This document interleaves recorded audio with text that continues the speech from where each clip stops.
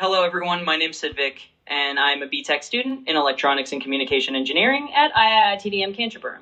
In this video, I'll be presenting my project titled Model-Based Fault Detection in Li-ion Battery Packs, implemented using MATLAB and Simulink.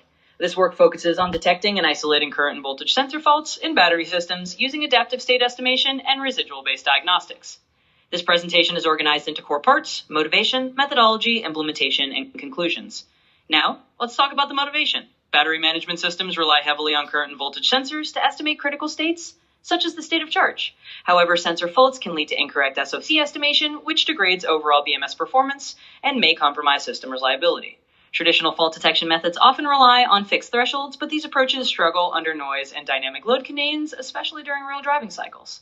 To address these limitations, this work is motivated by the need for a model-based diagnostic approach, where internal battery states are estimated and used to detect faults in a robust and systematic way. The objective of this work is to develop a model-based battery sensor fault detection system using Simulink. An adaptive extended Kalman filter is used to estimate SOC and internal voltages, and residuals combined with custom logic are employed to detect and isolate current voltage sensor faults. To evaluate the system under realistic operating conditions, a UDDS drive cycle is used as the battery input current. This current profile introduces highly dynamic charge and discharge conditions, allowing the battery model and observer to be tested under practical load variations rather than ideal conditions. The battery is modeled using a second-order equivalent circuit model.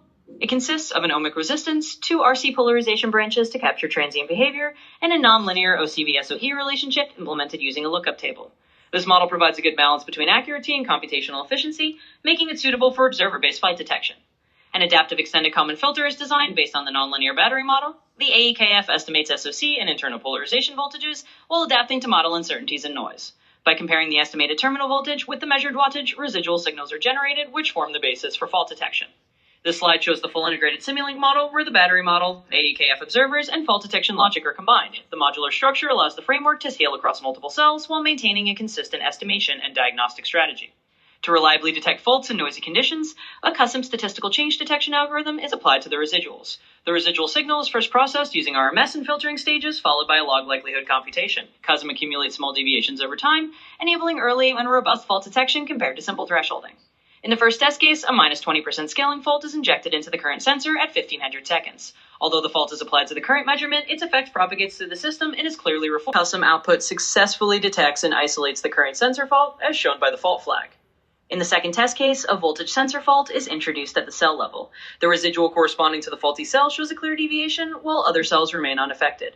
This demonstrates the system's ability to perform cell-level voltage sensor fault isolation using the proposed approach. To conclude, this work successfully implements an AEKF-based fault detection framework for lithium-ion battery systems in Simulink.